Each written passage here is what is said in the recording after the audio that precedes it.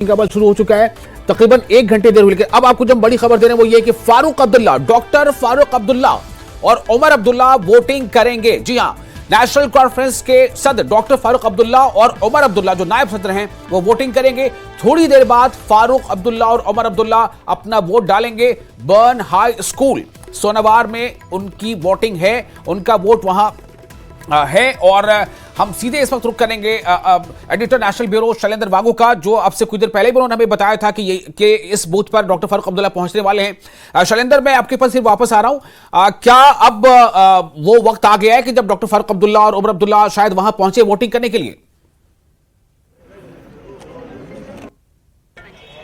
देखिए विशाल, आपको बता दें कि आपसे कुछ देर बाद ही फारूक अब्दुल्ला और उमर अब्दुल्ला यहाँ ये मेन जो गेट है बर्नहॉल स्कूल का, यहाँ से वो एंट्री करेंगे और आपसे कुछ देर बाद बताया जा रहा है वहां पर पहुंचेंगे। हालांकि अगर हम इस पोलिंग सेंटर की बात करें तो ये बर्नहॉल स्कूल है जो कि सोनावार में है। अगर मेरे कैमरा पर्सन आपको दिखा पाएंगे 55 जो वोटिंग सेंटर है, यहाँ पर जाकर फारूक अब्दुल्ला और उमर अब्दुल्ला अपना वोट कास्ट करने वाले हैं। और अभी तक सुबह से यहाँ पर करीब 50 के आसपास लोगों ने वोट किया, लेकिन लगातार लोग यहाँ पे अभी आना शुरू हो चुके हैं। सुबह में थोड़ी तादाद कम थी, लेकिन इस सेंटर पर लोग पहुंचे। लेकिन अहम बात यह है कि फारूक अब्दुल्ला जो है इस बार चुनाव नहीं लड़ रहे हैं, वो इस बार कैंडिडेट नहीं है, लेकिन उनकी पार्टी से आगा रहुल्ला को यहां से उतारा गया है इस सीट के ऊपर से। लेकिन वो एक्टिव पॉलिटिक्स में आज भी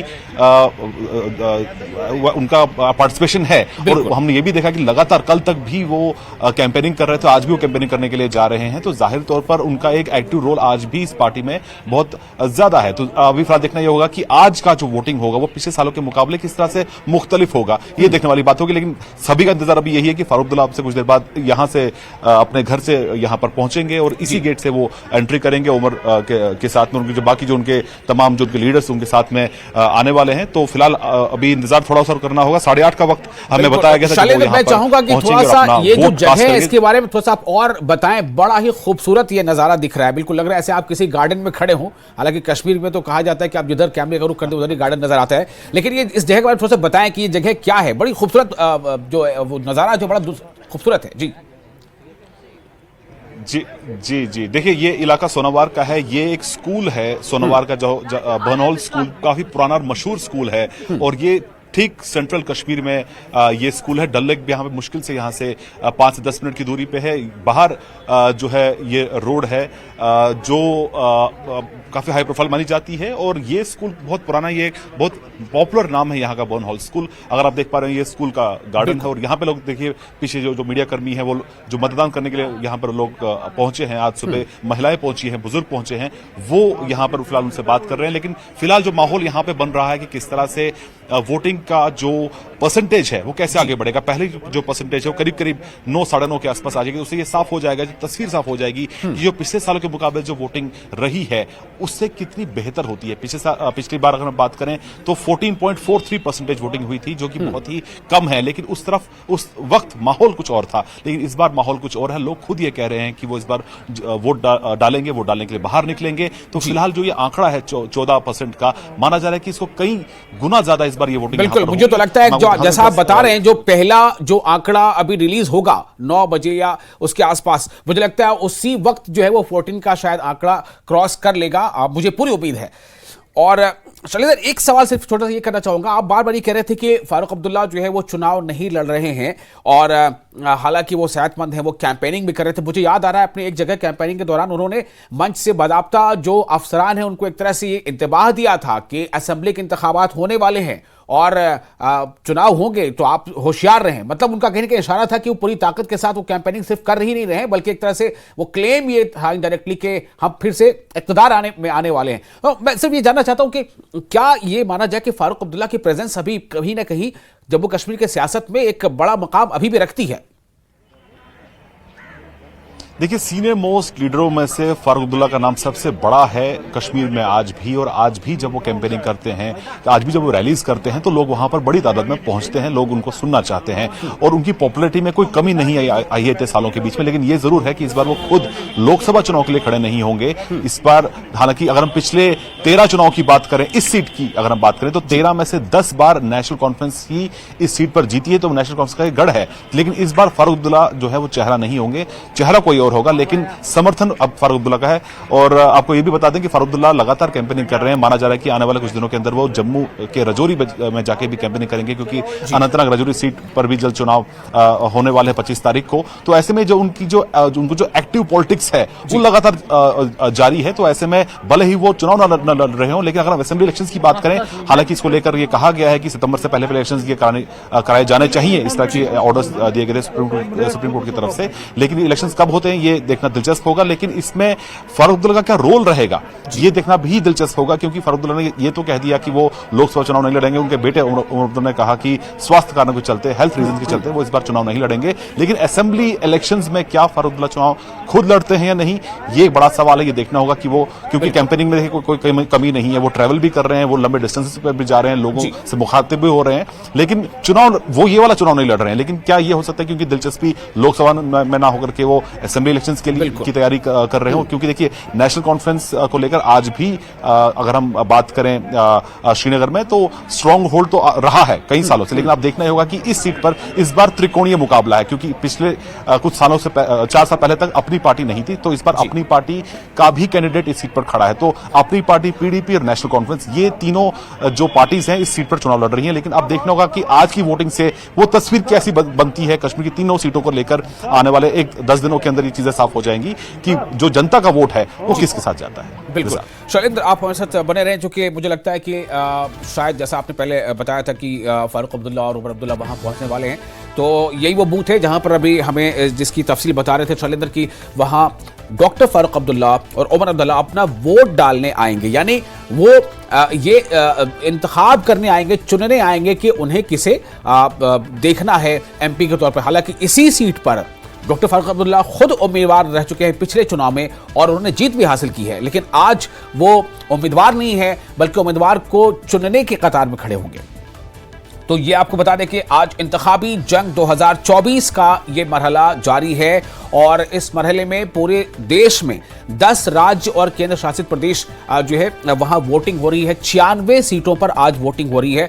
उन 96 पार्लियामानी जो हलके हैं उनमें से एक हलका है जम्मू कश्मीर केंद्र शासित प्रदेश का श्रीनगर पार्लियामानी हलका। और श्रीनगर पार्लियामानी हलके की ये तस्वीरें अलग अलग जगहों से हम सुबह से आपको दिखा रहे हैं कि कहां किस तरह की वोटिंग है। मोटे तौर पर जो एक बड़ी, जो हम कह सकते हैं, जो सबसे बड़ी बात, जो सबसे बड़ा बदलाव, जो सबसे बड़ी खबर है वो यही है कि जहां अक्सर इलाकों में हड़ताल हुआ करती थी, बॉयकॉट की कॉल हुआ करती थी, चुनाव जो है बहुत कम लोग आकर के वोट देते थे, लेकिन आज ज्यादातर जगहों पर जो हमने आपको दिखाया, चाहे वो पुलवामा हो, शोपियां हो, श्रीनगर के कुछ और दूसरे इलाके हो, हर जगह पर आपने ये देखा कि वहां वोटरों की लंबी कतारें देखी गई, नजर आ रही हैं, चाहे वो खवातीन हो, बुजुर्ग हो, और ये अमल जारी है।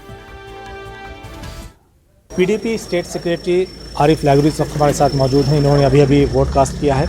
सर, अभी अभी आपने वोट कास्ट किया है, क्या आप लोगों को पैगाम देना चाहेंगे वोटर्स को? देखिए, ये एक 10 साल के बाद एक यहाँ मौका मिला है डेमोक्रेटिक प्रोसेस में यहाँ के लोगों को वोट करना, जो 2019 के बाद जब आर्टिकल 370 और 35 से यहाँ से हटा गया।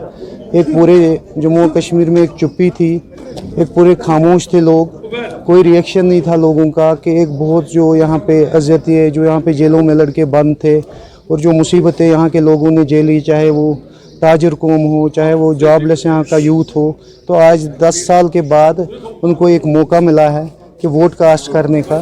तो इंशाल्लाह हमें पूरी उम्मीद है जम्मू कश्मीर में, पूरे खासकर कश्मीर खित्ते में आजकल सारे जोशो खरोश से लोग निकलेंगे। क्या आपको लगता है कि इस बार वोट प्रतिशत बढ़ेगा?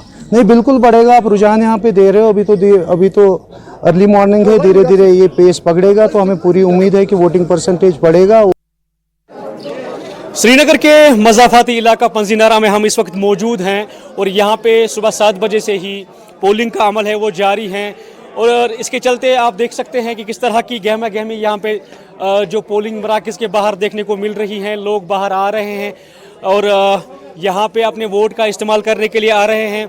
ये जो पोलिंग स्टेशन यहाँ पे मौजूद हैं, इसके बाहर अब कतारों में भी जो राय दहंदगान हैं, जो वोटर्स हैं, वो यहाँ पे जमा हो रहे हैं, लाइंस में यहाँ पे जमा हो रहे हैं। मैं कैमरामैन से गुजारिश करूँगा कि वो आगे जाके लाइंस को दिखाएं किस तरह से यहाँ पे जो गहमा गहमी है, जो चहल पहल है वो बढ़ती देखी जा रही है और इस तरह से जनो मर्द और जो खास करके यहाँ पे एल्डरली एजड जो है, जो बुज़ुर्ग अफराद हैं, जो संरसीदा अफराद हैं, उनकी तादाद भी यहाँ पे खासी देखने को मिल रही है। वो भी अपने वोट्स का इस्तेमाल करते देखे जा सकते हैं। और इस तरह से श्रीनगर के इस मज़ाफ़ाती इलाके में, श्रीनगर के आउटस्कर्ट्स में ये जो इलाका है पंजी नारा, यहाँ पे गुज़श्ता इलेक्शंस के मुकाबले में जो पोलिंग शरह है वो बेहतर देखने की तवक्का यहाँ पे की जा सकती है, क्योंकि यहाँ पे लोग जो है वो अक्सर बाहर आ रहे हैं और पोलिंग मराकज़ के बाहर अपनी बारी का इंतज़ार कर रहे हैं। और इस तरह से ये तवक्का की जा रही है कि गुज़श्ता इंतखाबात के मुकाबले में इस दफ़ा के जो इंतखाबात हैं इसमें पोलिंग शरह जो है वो बड़ी देखने को मिलेगी। न्यूज़ 18 के लिए श्रीनगर के पंजीनारा इलाके से मैं साजिद रसूल। मैं जगती बूथ नंबर 1 जो अपना मिडिल स्कूल का है जगती में, उसमें वोटर्स आ रहे हैं, बड़े बढ़ चढ़ के हिस्सा ले रहे हैं। कोई दिक्कत नहीं हो रही है, कोई किसी को प्रॉब्लम नहीं हो रही है। बड़े प्यार से आ रहे हैं लोग, पूरा सपोर्ट कर रहे हैं, साथ दे रहे हैं। अपनी मर्जी से जहाँ उनको मन करे वहाँ वोट डाल रहे हैं, वो कोई दिक्कत नहीं। हम इस वक्त नायरा पुलवामा के पोलिंग बूथ पर है। तो यहाँ पर आप मेरे पीछे देख रहे हैं कि सुबह से ही जो कतार लगी है वोटरों की, तो अपने वोट देने के लिए तैयार है और कतारों में खड़े हैं। तो सुबह 6 बजे हमने देखा कि लोग बड़े बेसब्री से इंतजार कर रहे थे यहाँ पर जो पोलिंग बूथ के बाहर। तो इस वक्त पोलिंग बूथ में काफी लोगों की जो भीड़ देखने को मिल रही है। तो इस बार हम देखेंगे कि लोगों से बात भी करेंगे कि लोग क्या चाहते हैं। आप बताइए, क्या जो आज की वोट क्या अहमियत है? आज के वोट की ये अहमियत है कि एक तो यहाँ एक यूथ उभर के आ गया है सामने, और ये नायरा का रहने वाला है, मैं भी नायरा का रहने वाला हूँ। ये यूथ जो वहीदुर रहमान पारा है, इसको हम जाती तौर भी जानते हैं। इससे पहले बचपन से एक सोशल वर्कर के हैसियत से यहाँ गाँव में काम करता था। उस पर हमको बहुत उम्मीद है, बस इसलिए आए हैं वोट डालने के लिए। ये हमारे इलाके की क्या, ये हमारे पूरे कश्मीर की नुमाइंदगी